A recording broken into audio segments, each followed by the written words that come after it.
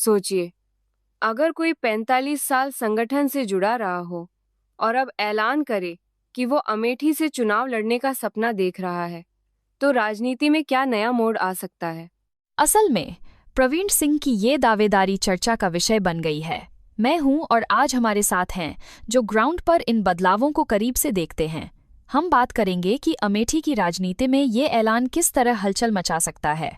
आज के एपिसोड में जानेंगे प्रवीण सिंह का राजनीतिक सफर, उनकी 45 साल की आरएसएस पृष्ठभूमि, अमेठी की सीट की अहमियत और आखिर जनता के लिए उनका विजन क्या है।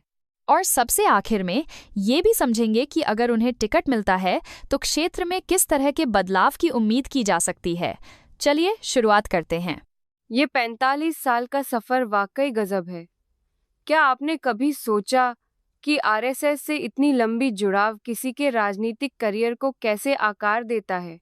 मुझे लगता है इतना लंबा जुड़ाव उनका नेटवर्क और समाज में पकड़ दोनों मजबूत करता है। प्रवीण सिंह ने खुद बताया कि 1995 में भाजपा युवा मोर्चा से शुरू किया था। अब वे जिला उपाध्यक्ष हैं। ये ग्राउंड वर्क लगातार बढ़ता गया। और खास बात यह है कि संगठन में रहकर वो न सिर्फ राजनीतिक बल्कि सामाजिक कामों में भी आगे रहे हैं। यही शायद उनके दावेदार बनने का सबसे बड़ा आधार है। सही कहा। संगठन के अनुभव से उन्हें जनता की नब्ज पढ़ने की भी समझ मिलती है, जो चुनावी राजनीति में बहुत मायने रखती है। अब अगर अमेठी सीट की बात करें तो ये हमेशा से हॉट सीट मानी जाती रही है। यहाँ हर चुनाव का अलग ही क्रेज होता है। क्या वजह है इसकी? एक तो ये सीट सियासी रूप से बहुत हाई प्रोफाइल रही है। दूसरे, यहाँ नेता बनने के बाद जनता की उम्मीदें भी बहुत बढ़ जाती हैं। विकास, रोजगार और बुनियादी सुविधाएं, सबकी नजरें इसी पर रहती हैं। मुझे याद है पिछले चुनावों में यहाँ कई बार समीकरण अचानक बदलते देखे गए।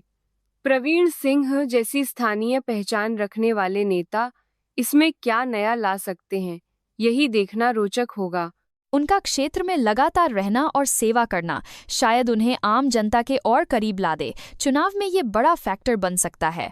प्रवीण सिंह हमेशा सेवा की बात करते हैं, गरीब, असहाय और दीन दुखियों की मदद। लेकिन क्या ये बातें सिर्फ जुबानी दावा हैं या उनके पीछे हकीकत भी है? देखिए, हाल ही में उन्होंने पत्रकारों और बुजुर्गों को सम्मानित किया। जनता के बीच एक्टिव रहते हैं। ऐसे कदमों से लगता है कि वो सिर्फ बोलते नहीं बल्कि जमीन पर भी काम करते हैं। और उनका कहना है कि वो आगे भी इसी भावना से काम करना चाहेंगे। शायद जनता को ये अपनापन सबसे ज्यादा जोड़ता है। एक उदाहरण याद आ रहा है, जब उन्होंने शिवमूर्त सिंह महाविद्यालय में संगोष्ठी के दौरान साफ तौर पर कहा, सेवा ही जीवन का उद्देश्य है। ये लाइन उनके इरादों का इशारा देती है। अब बड़ा सवाल ये है कि क्या पार्टी उन्हें टिकट देगी। बीजेपी में दावेदार तो कई हैं, लेकिन क्या प्रवीण सिंह की लोकल पकड़ और लंबी सेवा उनके पक्ष में जाएगी? सोचिए, 45 साल की निष्ठा, संगठन अनुभव और जनता के बीच लगातार रहना, ये निश्चित ही मजबूत पॉइंट हैं। हालांकि पार्टी की अपनी रणनीति भी होती है, लेकिन ऐसे उम्मीदवार अक्सर चर्चा में रहते हैं। अगर उन्हें टिकट मिलता है तो बाकी दावेदारों के लिए चुनौती और जनता के लिए विकल्प दोनों तैयार होंगे। ये मुकाबला दिलचस्प हो सकता है। और जनता का मूड भी बदल सकता है, क्योंकि लोग देख रहे हैं कि कौन उनके मुद्दों को असल में समझता और उठाता है।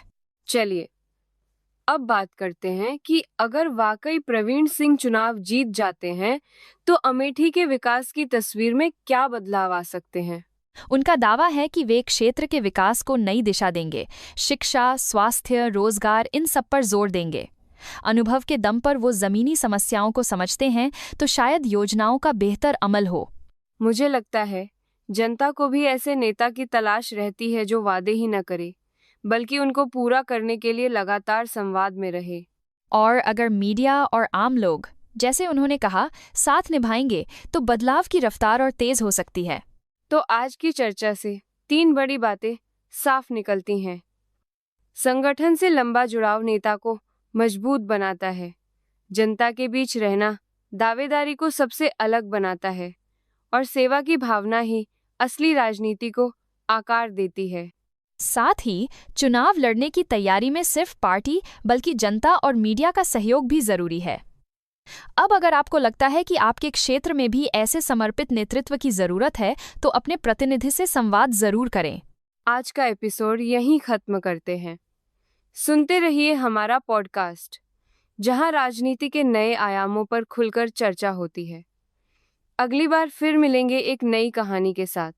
धन्यवाद। अपना ख्याल रखें और अपने इलाके की राजनीतिक हलचलों पर नजर बनाए रखें। मिलते हैं जल्द ही।